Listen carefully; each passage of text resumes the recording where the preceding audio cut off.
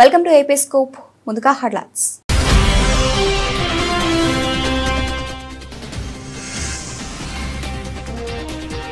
Bricks అనుకూల దేశాలపై 10% అదనపు టారిఫ్లు, మరో బాంబు పేల్చిన ట్రంప్.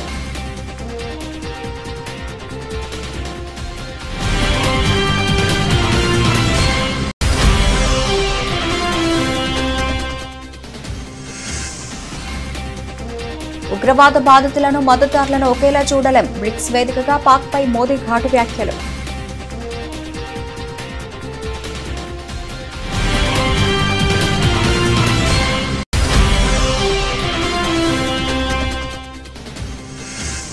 ముంబై 26/11 దాడుల కుట్రపై కీలక వివరాలు వెల్లడించిన రాణా.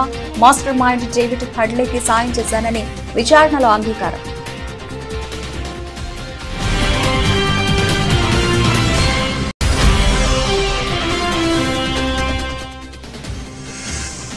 వన మహోత్సవం 2025 కార్యక్రమంలో పాల్గొన్న ముఖ్యమంత్రి రేవంత్ రెడ్డి. ప్రతి ఇంట్లో కనీసం 2 మొక్కలు నాటాలని పిలుపు.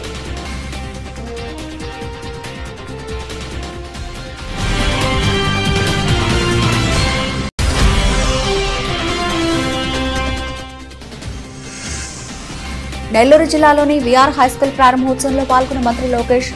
సౌత్ ఇండియాలో ఇన్ని వసతులు ఉన్నా స్కూల్ మరొకటి ఉండదేమో అని ప్రశంస.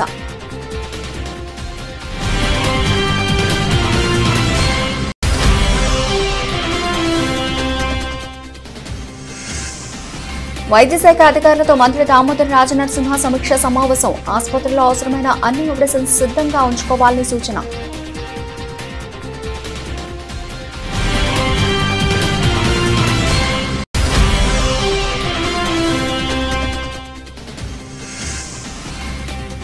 రైతులు ప్రజలను ఇబ్బంది పెడితే వైఎస్ఆర్సీపీ చూస్తూ ఊరుకోదు. మాజీ మంత్రి మేరుగ నాగార్జున హెచ్చరిక.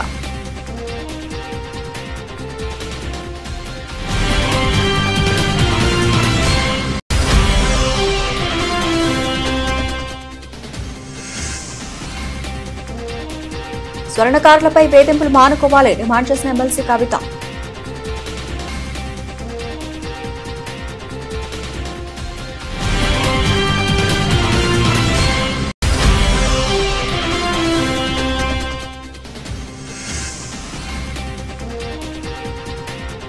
రిషబ్ శెట్టి పుట్టినరోజు సందర్భంగా కాంతారా చాప్టర్ 1 కొత్త పోస్టర్ విడుదల. వీరోచితమైన పవర్ఫుల్ లుక్ తో ఆకట్టుకుంటున్న రిషబ్.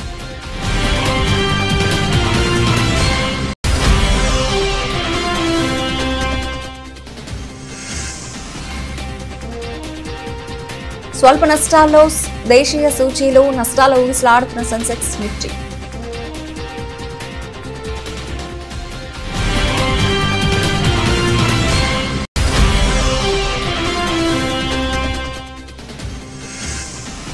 ఇంగ్లాండ్పై భారత్ చారిత్రక విజయం. 336 పరుగుల భారీ తేడాతో గెలుపొందిన టీమిండియా.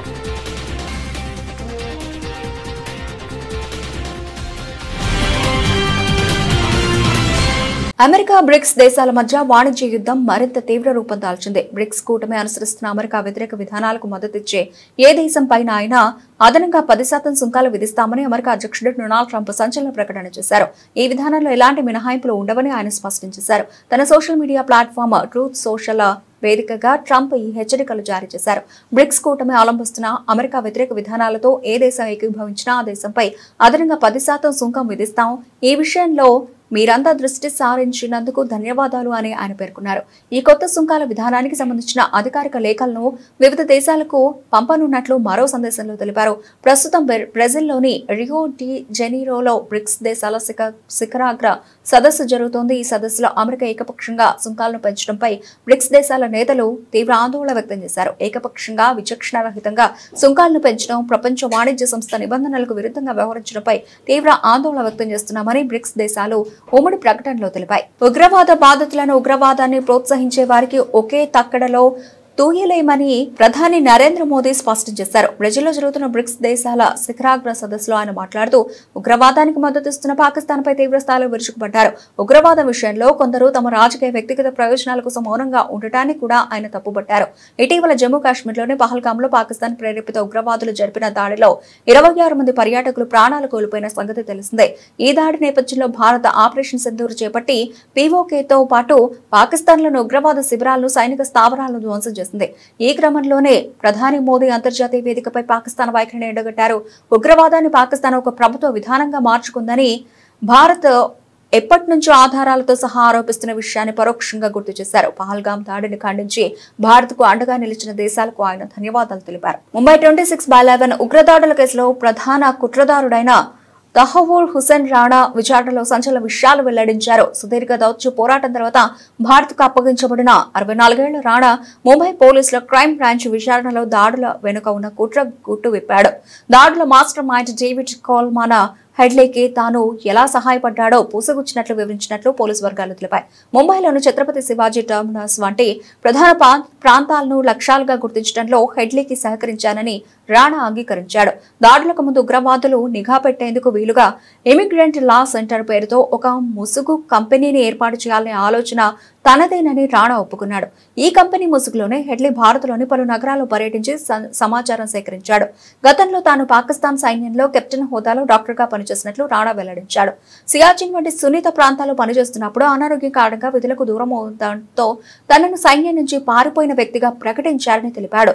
ఈ రికార్డును సరిచేయిస్తానని హెడ్లీ హామీ ఇవ్వడంతోనే తాను ఉగ్రకుట్రలో భాగమైనట్లు చెప్పాడు. పాకిస్తాన్ సైనిక యంత్రాంగం, గూఢచార సంస్థ ఐఎస్ఐ, లష్కరే తోయిబా ఉగ్రవాద సంస్థలతో తాను చురుగ్గా సమన్వయం చేసుకున్నట్లు అంగీకరించాడు. దాడుల సూత్రధారులుగా ఆరోపణలు ఎదుర్కొంటున్న సాజిద్ మీర్, అబ్దుల్ రహమాన్ పాషా, మేజర్ ఇక్బాల్ వంటి పాక్ అధికారులు తనకు తెలుసునని కూడా రాణా అంగీకరించినట్లు సమాచారం. ప్రకృతిని మనం కాపాడితేనే ప్రకృతి మనల్ని కాపాడుతుందని తెలంగాణ ముఖ్యమంత్రి రేవంత్ రెడ్డి వ్యాఖ్యానించారు.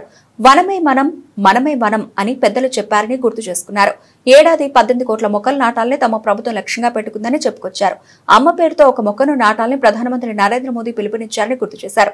అమ్మలు కూడా పిల్లల పేరుతో ఓ మొక్కను నాటాలని సూచించారు సీఎం రేవంత్ రెడ్డి. ప్రతి ఇంట్లో కనీసం 2 మొక్కలు నాటాలని సీఎం రేవంత్ రెడ్డి కోరారు. మీ పిల్లల్లాగే వాటిని సంరక్షిస్తే తెలంగాణ రాష్ట్రమంతా పచ్చదనంతో నిండిపోతుందని ఉద్ఘాటించారు. ఇవాళ ప్రొఫెసర్ జయశంకర్ వ్యవసాయ విశ్వవిద్యాలయంలో వన మహోత్సవం 2025 కార్యక్రమంలో ముఖ్యమంత్రి రేవంత్ రెడ్డి పాల్గొన్నారు. ఈ సందర్భంగా రుద్రాక్ష మొక్కను నాటి వన మహోత్సవాన్ని సీఎం ప్రారంభించారు. కార్యక్రమంలో మంత్రి కొండా సురేఖ, వేం నరేందర్ రెడ్డి, పీసీసీ డాక్టర్ సువర్ణ, ఇతర అటవీ అధికారులు పాల్గొన్నారు. అనంతరం అటవీ శాఖ హెచ్ఎండీ ఆధ్వర్యంలో ఏర్పాటు చేసిన ఫోటో ఎగ్జిబిషన్ తిలకించారు. ఈ సందర్భంగా మీడియాతో సీఎం రేవంత్ రెడ్డి మాట్లాడారు. ఒకప్పుడు సోలార్ వ్యాపారం, సోలార్ పవర్ ప్లాంట్స్ పెట్టాలంటే అదానీలు రావాలి, అదానీల వ్యాపారం అనేది. కానీ ఈరోజు 1000 మెగావాట్ల సోలార్ పవర్ ప్లాంట్స్ ఈరోజు మా అక్కల చేతుల్లో పెట్టి స్వయం సహాయక సంఘాలకు బాధ్యత ఇచ్చి ఈరోజు 1000 మెగావాట్ల సోలార్ విద్యుత్ ఉత్పత్తి ఒప్పందాలు విద్యుత్ శాఖతోని మా ఆడబిడ్డల చేతిలో, మా అక్కల చేతిలో పెట్టినాం. అదే కాదు, ఈరోజు ఆర్టీసీ బస్సులో మా అక్కలు ఉచిత ప్రయాణం చేస్తున్నారు. గతంలో అమ్మగారి ఇంటికి వెళ్ళాలన్నా, అమ్మవారిని దర్శనం చేసుకోవాలన్నా మా అక్కలకైతే ఇంటి ఆయననో లేకపోతే కొడుకునో పైసలు అడగాల్సిన పరిస్థితి, కిరాయి పైసలు. ఇప్పుడు ఇంటి ఆయన పని మీద ఆఫీస్కి పోతే అక్క అమ్మగారి ఇంటికి పోయి అమ్మని చూసి మళ్ళీ ఇంటికి ఆయన వచ్చే లోపల వచ్చేటట్టు ఉచిత బస్సు ప్రయాణం ఇచ్చినాం.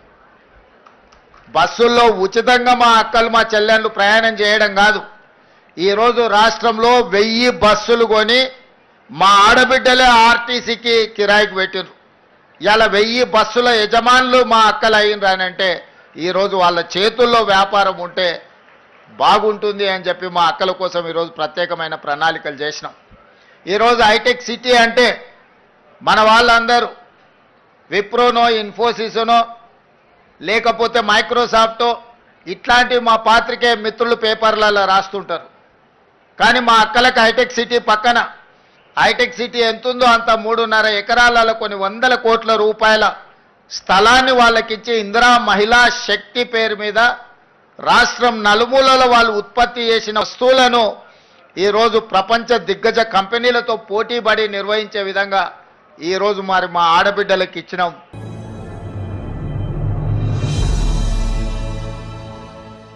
భూమి కంటే ఎక్కువగా మన భారం మోసేది అమ్మ అని, అందుకే తల్లికి వందనం పేరుతో తల్లిని గౌరవిస్తూ ముందుకు వెడుతున్నామని విద్యాశాఖ మంత్రి నారా లోకేష్ అన్నారు. జిల్లాలోని విఆర్ హైస్కూల్ ప్రారంభోత్సవం అనంతరం మంత్రి మాట్లాడుతూ ఉపాధ్యాయులను చూస్తే దేవుళ్లు గుర్తొస్తారని తెలిపారు. 150 ఏళ్ల చరిత్ర ఉన్న విఆర్ పాఠశాల 6 నెలల కిందట ఘోరమైన పరిస్థితి చూస్తే చాలా ఆశ్చర్యపడ్డానని, ఇప్పుడు చూసి అసహ్యపడుతున్నట్లు చమత్కరించారు. నెల్లూరులోనే ఇలాంటి అత్యాధునిక స్కూల్ ఎక్కడా లేదని, అందుకే ఇక్కడ చేరామని పిల్లలు చెబుతున్నారన్నారు. సౌత్ ఇండియాలో ఇన్ని వసతులు ఉన్న స్కూల్ మరొకటి ఉండదేమో అని చెప్పుకొచ్చారు. కొత్త teams hospital, Warangal super speciality హాస్పిటల్లో మెడికల్ డయాగ్నోస్టిక్స్ ఎక్విప్మెంట్స్, ఫర్నిచర్ త్వరగా కొనుగోలు చేయాలని ఆరోగ్య శాఖ మంత్రి దామోదర్ రాజనరసింహ అధికారులకు ఆదేశాలు జారీ చేశారు. భవిష్యత్తును దృష్టిలో పెట్టుకుని అత్యాధునిక టెక్నాలజీతో కూడిన ఎక్విప్మెంట్ కొనుగోలు చేయాలని సూచించారు. ఇవాళ తెలంగాణ సచివాలయంలో వైద్యశాఖ అధికారులతో మంత్రి దామోదర్ రాజనరసింహ సమీక్షా సమావేశం నిర్వహించారు. ఈ సందర్భంగా అధికారులకు కీలక ఆదేశాలు జారీ చేశారు. అనంతరం మీడియాతో మంత్రి దామోదర్ రాజనరసింహ మాట్లాడారు. డాక్టర్లు, సిబ్బంది, పేషెంట్ల అవసరాలను దృష్టిలో పెట్టుకుని ఫర్నిచర్ కొనుగోలు చేయాలని నిర్దేశించారు. కొత్త హాస్పిటల్స్ కు పేషెంట్లు ఎక్కువగా వచ్చే అవకాశం ఉంటుందని, ఆ అంచనాలకు తగ్గట్లుగా ఫర్నిచర్ ఎక్విప్మెంట్ సరిపడా ఉండాలని దిశానిర్దేశం చేశారు. ప్రభుత్వ ఆసుపత్రుల్లో మెడిసిన్ సరఫరాపై వివిధ విభాగాల హెచ్ఓడీల అడిగి మంత్రి తెలుసుకున్నారు. అవసరమైన అన్ని మెడిసిన్స్ అందుబాటులో ఉన్నాయా లేవా అని డిఎంఈ వివిపి కమిషనర్ డిహెచ్ ను అడిగారు. సీజనల్ వ్యాధుల కాలం కావడంతో పేషెంట్ల సంఖ్య పెరిగే అవకాశం ఉంటుందని, ఇందుకు అనుగుణంగా మెడిసిన్ అందుబాటులో ఉంచుకోవాలని మంత్రి ఆదేశించారు. సెంట్రల్ మెడికల్ స్టోర్లలో కనీసం 3 నెలలకు సరిపడా మందులు అందుబాటులో ఉంచుకోవాలని టీజీఎంఎస్ ఐడీసీ అధికారులకు మంత్రి సూచించారు. కరేడులో బలవంతపు భూసేకరణ ఆపాలని బాపట్ల జిల్లా వైఎస్ఆర్సీపీ అధ్యక్షులు మాజీ మంత్రి మేరుగు నాగార్జున డిమాండ్ చేశారు. పరిశ్రమల పేరుతో కుట్ర రాజకీయాలు చేయడం తగదని హెచ్చరించారు. రైతులు ప్రజలను ఇబ్బంది పెడితే వైఎస్ఆర్సీపీ చూస్తూ ఊరుకోదన్నారు. ఓకదంపుడు ఉపన్యాసాలు చేస్తున్న చంద్రబాబు నాయుడు గారు పరిశ్రమలు తేలేకపోగా పరిశ్రమల కోసం కప్పదాట్లేస్తూ పరిశ్రమలతో చంద్రబాబు నాయుడు తన స్వలాభం కోసం గేమ్స్ ఆడుతున్నాడు. ఉదాహరణకి కందుకూరు నియోజకవర్గం ఉలవపాడు మండలం కరేడు గ్రామంలో నెలకొన్న ఉద్రిక్తలకు సమస్యకు చంద్రబాబు నాయుడు ఆడుతున్న గేమే కారణం. ఎందుకంటే పరిశ్రమలు రానికుండా చేయడానికి మరొక పరిశ్రమను పేరు చెప్పి భూసేకరణకు స్టార్ట్ చేశాడు. అసలు పరిశ్రమ ఇదివరకు ఇండో సోలార్ ప్రైవేట్ లిమిటెడ్ కంపెనీకి సోలార్ సంబంధించి వైఎస్ఆర్సీపీ మేము అధికారంలో ఉన్నప్పుడే ఒక జీవో ఇచ్చి 5,148 ఎకరాలు, మరో జీవో అయితే 3,200 ఎకరాలు, దరిదాపు వీటిలో 4,827 ఎకరాలకు నోటిఫికేషన్ కూడా మా ప్రభుత్వంలో ఇచ్చాం. మొత్తం 500 మెగావాట్ల సమీకృత సోలారు ప్లాంట్ ఏర్పాటు చేయడానికి ఆస్కారం ఉంటుందని ఆశపడ్డాం. రావూరు కానీ చేవూరు అనే 2 గ్రామాల్లో భూమిని అలాట్ చేయాలని అక్కడ రైతులు ప్రజలు ఒప్పుకున్నారు. అసలు ఎక్కడ ఏ ప్రాబ్లం లేదు. దీనికి సంబంధించి దరిదాపు 417 కోట్ల రూపాయలు ప్రభుత్వానికి ఆ కంపెనీ చెల్లించింది కూడా. ఈ కంపెనీ ద్వారా వేల మందికి ఉద్యోగాలు వస్తాయని 2 ఏళ్ల పాటు కష్టపడి ఇన్వెస్టర్లందరినీ సమీకరించి ఒక గాడిలో పడింది. పైలట్ ప్రాజెక్ట్ కోసం కూడా నిర్మాణాలు అన్నీ ప్రారంభమైతే సడన్గా గవర్నమెంట్ మారినాక హఠాత్తుగా దాన్ని ఆపేసి వేరే చోటకు మార్చాలని చెప్పేసి ప్లాన్ చేశారు. దీనిలో మతలబు ఏంటని అడుగుతా ఉన్నా చంద్రబాబు నాయుడు గారిని. నువ్వు పరిశ్రమలు కావాలనుకునేవాడివి, పరిశ్రమలు రావాలనుకునేవాడివి. గత ప్రభుత్వంలో భూమి అలాట్ చేసి నోటిఫికేషన్ ఇచ్చి డబ్బులు అకౌంట్లో గవర్నమెంట్ అకౌంట్లో వేస్తే నువ్వు దాన్ని ఆపి వేరే వారికి ఆ భూమిని ఇవ్వాలని, వేరే ప్రాంతానికి తీసుకెళ్లాలంటే నీ ఆలోచన పరిశ్రమ అనేది రావటానికి వీలు లేదనేది తప్ప వేరే ఆలోచన ఉందా? నేను అడుగుతా ఉన్నా చంద్రబాబు నాయుడు గారిని. కరేడు గ్రామంలో దరిదాపు 8,000 ఎకరాలు సేకరిస్తామంటూ నోటిఫికేషన్ జారీ చేయాల్సినటువంటి అవసరం ఎందుకు వచ్చింది? నేను చంద్రబాబు ఏకలవ్య భవన నిర్మాణాన్ని వెంటనే పూర్తి చేయాలని జాగృతి వ్యవస్థాపక అధ్యక్షురాలు ఎమ్మెల్సీ కల్వకుంట్ల కవిత రాష్ట్ర ప్రభుత్వాన్ని డిమాండ్ చేశారు. మాజీ సీఎం కేసీఆర్ మొదలుపెట్టిన ఏకలవ్య భవన నిర్మాణాన్ని పూర్తి చేయలేని పరిస్థితుల్లో ఈ ప్రభుత్వం ఉందని విమర్శించారు. తెలంగాణ ఆదివాసీ ఎరుకల సంఘం రాష్ట్ర అధ్యక్షుడు లోకిని రాజు, ఎరుకల ఉద్యోగుల సంక్షేమ సంఘం రాష్ట్ర కమిటీ సంయుక్త ఆధ్వర్యంలో ట్యాంక్ బండపై ఉన్న కొమరం భీం విగ్రహం వద్ద ఏకలవ్య జయంతి ఉత్సవాలను నిర్వహించారు. కార్యక్రమానికి కవిత హాజరై ఏకలవ్య చిత్రపటానికి పూలమాలలు వేసి ఘనంగా నివాళులర్పించారు. ఈ సందర్భంగా ఆమె మాట్లాడుతూ తెలంగాణ ఏర్పడిన తర్వాత నాటి సీఎం కేసీఆర్ ఎరుకల కులస్తుల అభివృద్ధి కోసం ఎంపవర్మెంట్ స్కీమ్ ను ప్రవేశపెట్టారని, కానీ కాంగ్రెస్ ప్రభుత్వం ఆ పథకాన్ని తుంగలో తొక్కిందన్నారు. తాను శాసనమండలిలో ఈ అంశాన్ని ప్రభుత్వం దృష్టికి తీసుకెళ్లినా ఎలాంటి చలనం లేదని విమర్శించారు. 50,000 ఎరుకల కుటుంబాలకు 60 కోట్ల రూపాయల మేర లబ్ధి చేకూర్చే పథకాన్ని మెరుగుపరిచి ప్రభుత్వం యథాతథంగా అమలు చేయాలన్నారు.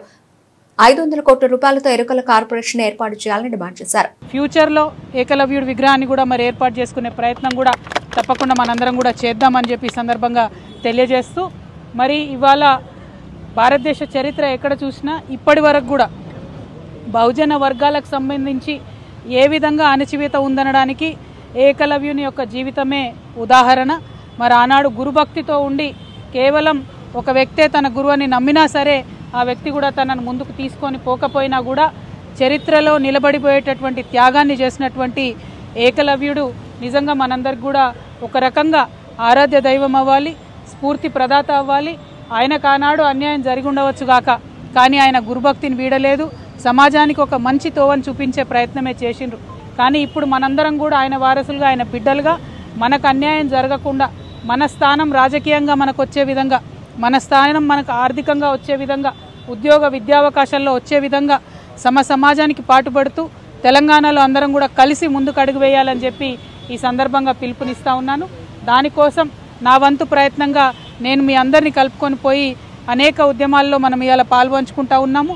మీరు చెప్పినట్టుగా కేసీఆర్ గారు ఆనాడు కట్టించినటువంటి భవనం ఇవాళ కనీసం పూర్తి చేయలేని పరిస్థితులలో రాష్ట్ర ప్రభుత్వం ఉండడం చాలా దారుణం. ఏకలవ్య భవనం తప్పకుండా త్వరితగతిన పూర్తి చేయాలని ముందుగా కాంగ్రెస్ ప్రభుత్వాన్ని నేను డిమాండ్ చేస్తూ ఉన్నాను. అదేవిధంగా మరి ఎస్ స్కీమ్, YES అంటే ఎరుకల ఎంపవర్మెంట్ స్కీమ్ అనేటటువంటి పథకాన్ని గౌరవ పెద్దలు కేసీఆర్ గారు ఆనాడు ప్రవేశపెట్టడం జరిగింది. దాన్ని ఇప్పుడు ప్రభుత్వం కంప్లీట్గా తుంగలోకి తొక్కింది. 2-3 సార్లు లెజిస్లేటివ్ కౌన్సిల్లో కూడా మీ తరఫున ఈ అంశాన్ని నేను ప్రస్తావించినప్పటికీ కూడా ప్రభుత్వానికి కనీసం చీమగుట్టినట్టుగా లేకపోవడం చాలా దారుణం. ఈరోజు ఏకలవ్యుని జయంతి సందర్భంగా మళ్ళొకసారి ప్రభుత్వాన్ని డిమాండ్ చేస్తూ ఉన్నాను. ఏదైతే 60 కోట్ల రూపాయలు 50,000 ఎరుకల కుటుంబాలకు లబ్ధి చేకూర్చే విధంగా కేసీఆర్ గారు ఆనాడు ప్రవేశపెట్టినారో ఆ పథకాన్ని యథాతథంగా లేకపోతే ఇంకొంత మెరుగుపరిచి ఇంకా ఎక్కువ కుటుంబాలను కూడా కలుపుకొని చేసే విధంగా ఇప్పుడున్నటువంటి ప్రభుత్వం వెంటనే ప్రయత్నం ప్రారంభించాలని చెప్పి ముఖ్యమంత్రి గారిని డిమాండ్ చేస్తూ ఉన్నాను. మీరు అన్నట్టుగా ఆనాడు ఎమ్మెల్సీగా కూర సత్యనారాయణ గారికి గౌరవ ముఖ్యమంత్రి గారు కేసీఆర్ గారు ఇచ్చినప్పటికీ మరి గవర్నర్ గారు రిజెక్ట్ చేయడం అన్నది కూడా రాజకీయంగానే జరిగినటువంటి అంశమని నేను భావిస్తూ ఉన్నాను. ఇటువంటి రాజకీయాలకు అతీతంగా మనం ఎరుకల సోదరుల యొక్క రాజకీయ అభివృద్ధి, భక్తులకు నాణ్యతతో కూడిన రుచికరమైన అన్నప్రసాదం అందించాలనే లక్ష్యంతో తిరుమల తిరుపతి దేవస్థానం కీలక నిర్ణయం తీసుకుంది. అన్నప్రసాద కేంద్రాల్లో మధ్యాహ్న భోజన సమయంలో మాత్రమే కాకుండా రాత్రి భోజనంలోనూ భక్తులకు వడలను వడ్డించేందుకు ఏర్పాట్లు చేపట్టింది. తిరుమలలోని తరిగొండ వెంగమామ అన్నప్రసాద కేంద్రంలో టీటీడీ చైర్మన్ బిఆర్ నాయుడు వడల పంపిణీని ప్రారంభించారు. స్వయంగా భక్తులకు వడ్డించారు. ఈ సందర్భంగా బిఆర్ నాయుడు మీడియాతో మాట్లాడుతూ ప్రస్తుతం రోజుకు సుమారు 70,000 నుంచి 75,000 వడలను ప్రత్యేకంగా తయారు చేసి భక్తులకు వడ్డిస్తున్నామని చెప్పారు. భోజన నాణ్యతను మెరుగుపరిచే దిశగా ఈ చర్యలు కొనసాగుతాయని ఆయన పేర్కొన్నారు. రోజు ఉదయం 11 గంటల నుండి రాత్రి 10 గంటల వరకు అన్నప్రసాదంలో భక్తులకు వడలు అందించనున్నారని తెలిపారు. మార్చి 6వ తారీఖు నుంచి మనం ఈ వడలు అనేటువంటిది ఆ పదార్థం ఏదైతే ఉందో దాన్ని భక్తులకి అందజేయడం జరుగుతూ వచ్చింది. కాకపోతే కొన్ని కారణాల వల్ల అది ప్రతిరోజు 40,000 వరకే ఈ వడలు తయారు చేసే అవకాశం ఉండింది. ఇప్పుడు దాన్ని పొద్దున్నే 11 గంటల నుంచి రాత్రి 10:30-11 గంటల వరకు నిత్యం ప్రతిరోజు ప్రతి ఒక్కరికి ఈ వడలు ఈ రోజు నుంచి వడ్డించడం జరుగుతుంది. ఆ సందర్భంగా భక్తులు కూడా చాలామందిని అడిగాం. వాళ్ళందరూ కూడా చాలా హ్యాపీగా ఉన్నారు. వడలతో పాటు అన్ని పదార్థాలు కూడా చాలా చక్కగా బ్రహ్మాండంగా అందరూ 100% సంతృప్తి వ్యక్తం చేస్తున్నారు. ఇక ఇది నిరంతరం ప్రక్రియ కొనసాగుతుంది. ఈ పొద్దున్నే 11 గంటల నుంచి రాత్రి 10:30, 11 గంటల వరకు.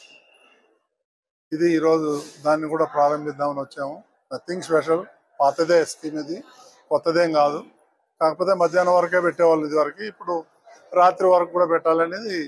ఎందుకంటే కొన్ని కారణాల వల్ల కొన్ని ప్రొవిజన్స్ అయితే ఏముంది, లేకపోతే ఈ వర్కర్స్ వీళ్ళందరినీ సమకూర్చుకోవటంలో కొంత లేట్ అయింది. అదే ఈ రోజు నుంచి ఫుల్ ఫ్లెడ్జ్డ్గా పంపిస్తామని చెప్పేసి అందరికీ తెలియజేస్తున్నాం. భక్తులందరూ కూడా ఈ అవకాశాన్ని వినియోగించుకోవాలని చెప్పేసి మనస్ఫూర్తిగా కోరుతున్నాం. ఇక్కడ ఇవన్నీ కూడా ఏర్పాటు చేస్తున్నటువంటి ఎవరైతే అన్నదానంలో పనిచేస్తున్నటువంటి ప్రతి ఒక్కరికి, ముఖ్యంగా శాస్త్రి గారికి కూడా ఈ సందర్భంగా ధన్యవాదాలు తెలుసుకుంటాం. ఓం నమో. పోలీసులు స్వర్ణకారులను వేధించడం మానుకోవాలని ఎమ్మెల్సీ కవిత అన్నారు. కేసులకు భయపడి స్వర్ణకారులు ఆత్మహత్యలు చేసుకోవద్దని కోరారు. బంగారం వృత్తి చేసుకునే వారికి సర్కారు రుణాలు ఇవ్వాలని, కార్పొరేట్ సంస్థలతో పోటీ పడేలా విశ్వకర్మలకు చేయూతనివ్వాలని డిమాండ్ చేశారు. ప్రధానంగా స్వర్ణకార వృత్తిలో ఉన్నటువంటి అనేక మంది ఆత్మహత్యలకు సంబంధించినటువంటి అంశాలు ఈ మధ్య పత్రికలలో, టీవీ ఛానల్లో చూసి చాలా బాధపడుతూ వచ్చాము. వాస్తవానికి విశ్వకర్మలందరూ వారి చేతి వృత్తులన్నీ కూడా తెలంగాణకే కాదు యావత్ భారతదేశానికి ఊపిరిపోసినటువంటి వృత్తి పనులు ఇవన్నీ కూడా. అవన్నీ నెమ్మదిగా కార్పొరేట్ సంస్థలు వచ్చిన తర్వాత మరి మరుగున పడుతూ వచ్చినటువంటి విషయం మనందరం కూడా గమనిస్తున్నాము. కానీ మన భారతదేశంలో బంగారానికి ఉండేటటువంటి ప్రాధాన్యత, నగలకు ఉండేటటువంటి పవిత్రత, వీటితోని స్వర్ణకార వృత్తిలోకి కేవలం స్వర్ణకారులే కాకుండా గౌడ్స్ కావచ్చు, వైశ్యాస్ కావచ్చు, అనేకమైన ఇతరులు కూడా వచ్చి చాలా చోట్ల బంగారు షాపులు పెట్టుకోవడము, నగలకు సంబంధించిన వ్యాపారాలు చేయడాన్ని మనం చూస్తూ వస్తున్నాము. అయితే పెద్ద పెద్ద సంస్థలు, మలబార్ లాంటి సంస్థలు, ఇంకోటి పెద్ద పెద్ద సంస్థలు వచ్చినటువంటి నేపథ్యంలో, రెడీమేడ్ షాపులు వచ్చినటువంటి నేపథ్యంలో స్వర్ణకారులకు వారి జీవనము నడవడమే ఇబ్బందిగా జరుగుతున్నటువంటి పరిస్థితిని కూడా మనం గమనిస్తున్నాం.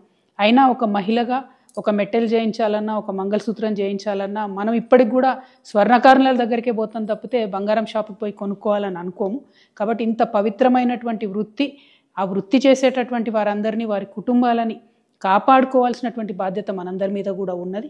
ముందుగా స్వర్ణకారుల మిత్రులందరినీ కూడా నేను కోరుతా ఉన్నాను, ఏ సమస్య కూడా జయించలేనిది కాదు. మనందరం కలిసికట్టుగా ఉండి జయిద్దాం. దానికి సంబంధించి మీరు మనసు బాధ పట్టుకోకండి, ఆత్మహత్యలకు మాత్రం మీరు వెళ్ళొద్దండి. సైనైడే ఇవాళ పెరగన్నమయ్యేటటువంటి పరిస్థితి మరి స్వర్ణకారుల విషయంలో జరుగుతున్నది. చాలా బాధాకరంగా ఉన్నది. మీ అందరినీ నేను రిక్వెస్ట్ చేస్తూ ఉన్నాను. నేను ఎంపీగా ఉన్నప్పుడు మా నిజామాబాద్ జిల్లాలో ఈ యాక్ట్ 411 ఏదైతే ఉందో అది పెట్టకుండా దొంగ బంగారం కేసులో ఈ స్వర్ణకార వృత్తులు చేసేటటువంటి వాళ్ళను పోలీసులు ఇబ్బంది పెట్టకుండా నా వంతు ప్రయత్నం నేను ఆనాడు చేయడం జరిగింది. కానీ ఇవాళ ఇది రాష్ట్ర వ్యాప్తంగా చాలా పెద్ద ఎత్తున జరుగుతున్నది. ఈవెన్ ఏపీ, తెలంగాణ 2 రాష్ట్రాల్లో కూడా చాలా పెద్ద ఎత్తున ఈ సమస్య ఉన్నది. ఈ సమస్య పరిష్కారం అయ్యే విధంగా నేను ఇవాళ ఒక ఎమ్మెల్సీగా ఉన్న ఒక బాధ్యతాయుతమైనటువంటి సంస్థ జాగృతి నడుపుతున్నటువంటి వ్యక్తిగా, బీసీ ఉద్యమంలో మరి పోరాటం చేస్తున్నటువంటి ఒక వ్యక్తిగా మీ అందరికీ నేను అండగా ఈ యాక్ట్ 411 సవరించేంత వరకు కూడా పోరాటం చేస్తానని ఈ సందర్భంగా మీ అందరికీ తెలియజేస్తా ఉన్నాను. మీరు మానసిక. కన్నడ స్టార్ హీరో రిషబ్ శెట్టి నటించిన కాంతారా చిత్రం ఎంత పెద్ద విజయం సాధించిందో ప్రత్యేకంగా చెప్పనక్కర్లేదు. ఈ సినిమా దేశవ్యాప్తంగా ప్రభంజనం సృష్టించింది. ఇప్పుడు ఈ చిత్రానికి ప్రీక్వల్ గా ఓ మూవీ రూపొందుతున్న విషయం తెలిసిందే. అయితే కన్నడ స్టార్ హీరో దర్శకుడు రిషబ్ శెట్టి పుట్టినరోజు సందర్భంగా ఆయన అభిమానులకు సర్ప్రైజ్ అందించింది కాంతారా. ఏ లెజెండ్స్ చాప్టర్ 1 సినిమా బృందం చిత్రం అక్టోబర్ 2న విడుదల కానుందని తెలియజేస్తూ పోస్టర్ విడుదల చేశారు. ఇందులో రిషబ్ లుక్ అదిరిపోయేలా ఉంది. వరాహస్వామి గర్జిస్తే ఎలా ఉంటుందో అలా తాజా పోస్టర్ లో వీరోచితంగా రిషబ్ శెట్టి కనిపించారు. ఈ లుక్ ప్రేక్షకులని ఎంతగానో ఆకట్టుకుంటోంది. ఇప్పటికే విడుదలైన ఫస్ట్ లుక్ పోస్టర్ లో రిషబ్ ముఖం పూర్తిగా కనిపించలేదు. కానీ తాజాగా రిలీజ్ చేసిన బర్త్డే పోస్టర్ లో మాత్రం ఆయన పవర్ఫుల్ లుక్ తో ఫ్యాన్స్ కి ఫుల్ ట్రీట్ అందించారు. ఇది అసలు సిసలైన ఫస్ట్ లుక్ అని అభిమానులు భావిస్తున్నారు. కాంతారా తొలి భాగం రిలీజ్ అయినప్పుడు ఈ సినిమాని పాన్ ఇండియాగా రిలీజ్ చేయాలని ఆలోచన రిషబ్ కి లేదు. కానీ కన్నడలో ఘన విజయం సాధించిన తర్వాత తెలుగు, తమిళ, హిందీ సహా ఇతర భాషలో విడుదలై సంచలనం రేపింది. అదే విజయంతో ప్రీక్వెల్ కు శ్రీకారం చుట్టారు. హోమలే ఫిల్మ్స్ నిర్మిస్తూ ఉన్న ఈ చిత్రం అక్టోబర్ 2న విడుదల కానుంది. బ్రిక్స్ అమెరికా విధానాలను వ్యతిరేకించే దేశాలన్నింటిపైన 10% సుంకం విధిస్తామని డొనాల్డ్ ట్రంప్ హెచ్చరించడంతో రూపాయి విలువ కాస్త క్షీణించింది. ఆ ప్రభావంతో దేశీయ సూచీలు ఈ వారాన్ని స్వల్ప నష్టాలతో ప్రారంభించాయి. ఆసియా మార్కెట్లు కూడా నష్టాల్లోనే కదులుతున్నాయి. ప్రస్తుతం సెన్సెక్స్, నిఫ్టీ స్వల్ప నష్టాల్లో ఊగిసలాడుతున్నాయి. గత శుక్రవారం ముగింపుతో పోల్చుకుంటే సోమవారం ఉదయం ఫ్లాట్ గా మొదలైన సెన్సెక్స్ ఆ తర్వాత లాభ నష్టాలతో దోబూచులాడుతోంది. ఒక దశలో 200 పాయింట్లకు పైగా కోల్పోయి 83,262 వద్ద కనిష్టానికి తాకింది. అయితే ప్రస్తుతం కాస్త కోలుకుంది. ప్రస్తుతం ఉదయం 10:30 సమయంలో సెన్సెక్స్ 84 పాయింట్ల నష్టంతో 83,348 వద్ద కొనసాగుతోంది. మరోవైపు నిఫ్టీ కూడా సెన్సెక్స్ బాటలోనే సాగుతోంది. ప్రస్తుతానికి 25 పాయింట్ల నష్టంతో 25,435 వద్ద కొనసాగుతోంది. సెన్సెక్స్ లో Godrej consumer, Dabur India, IIFL, పెట్రోనాట్, LNG, Trent షేర్లు లాభాల్లో ఉన్నాయి. Indus towers, Jubilant foods, Bharat electronics, Bharat dynamics, eternal షేర్లు నష్టాల బాటలో కొనసాగుతున్నాయి. నిఫ్టీ మిడ్ క్యాప్ ఇండెక్స్ 3 పాయింట్ల స్వల్ప లాభంలో ఉంది.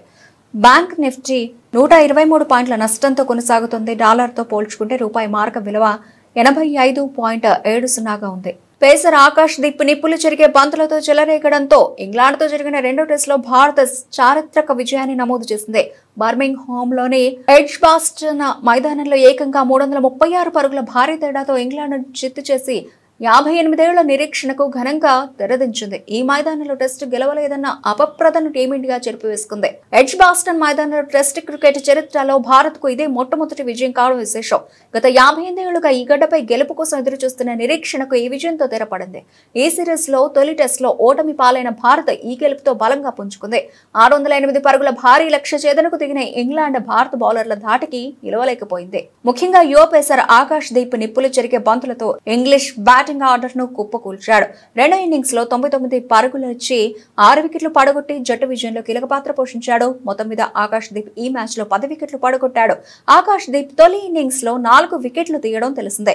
ఇంగ్లాండ్ జట్టులో వికెట్ కీపర్ జెమిస్ స్మిత్ ఒంటరి పోరాటం చేసినప్పటికీ మిగతా బ్యాటర్లు విఫలమవడంతో ఆ జట్టు 68.1 ఓవర్లలో 271 పరుగులకే ఆల్అౌట్ అయింది. తొలి టెస్ట్ ఓటమి తర్వాత కీలక బౌలర్ బూమ్రా లేకుండానే ఎంతటి చారిత్రక విజయం సాధించడం గిల్ సేన ఆత్మవిశ్వాసాన్ని రెట్టింపు చేసింది.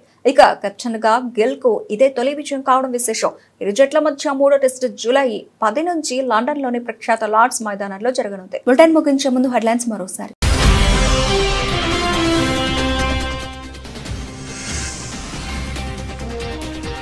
బ్రిక్స్ అనుకూల దేశాలపై 10% అదనపు టారిఫ్లు, మరో బాంబు పేల్చిన ట్రంప్.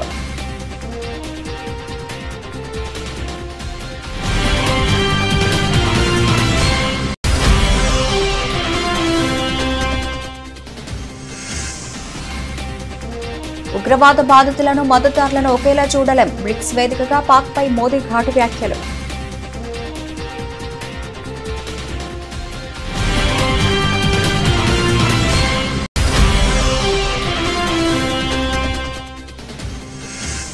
ముంబై 26/11 దాడుల కుట్రపై కీలక వివరాలు వెల్లడించిన రాణా. మాస్టర్ మైండ్ డేవిడ్ హడ్లీకి సాయం చేశానని విచారణలో అంగీకారం.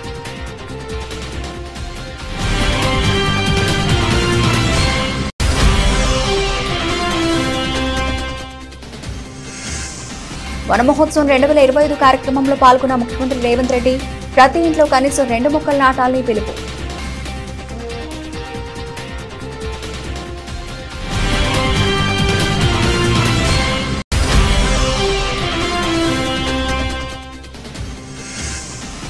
నెల్లూరు జిల్లాలోని విఆర్ హైస్కూల్ ప్రారంభోత్సవంలో పాల్గొన్న మంత్రి లోకేష్. సౌత్ ఇండియాలో ఇన్ని వసతులు ఉన్న స్కూల్ మరొకటి ఉండదేమో అని ప్రశంస.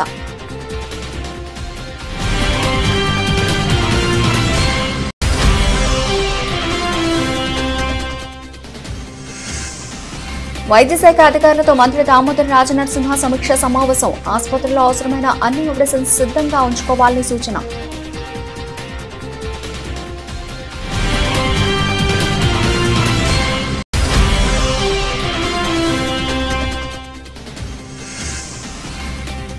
రైతులు ప్రజలను ఇబ్బంది పెడితే వైఎస్ఆర్సీపీ చూస్తూ ఊరుకోదు. మాజీ మంత్రి మేరుగ నాగార్జున హెచ్చరిక.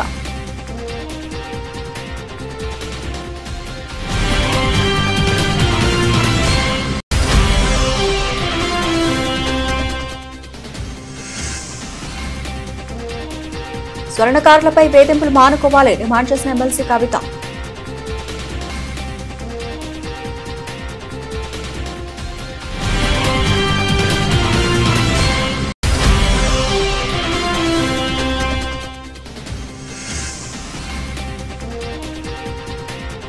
రిషబ్ శెట్టి పుట్టినరోజు సందర్భంగా కాంతారా చాప్టర్ 1 కొత్త పోస్టర్ విడుదల. వీరోచితమైన పవర్ఫుల్ లుక్ తో ఆకట్టుకుంటున్న రిషబ్.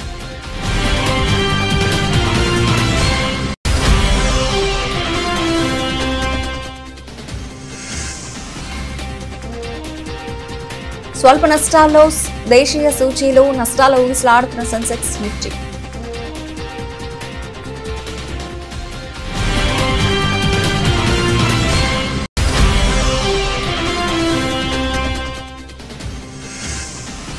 ఇంగ్లాండ్పై భారత్ చారిత్రక విజయం. 336 పరుగుల భారీ తేడాతో గెలుపొందిన టీమిండియా.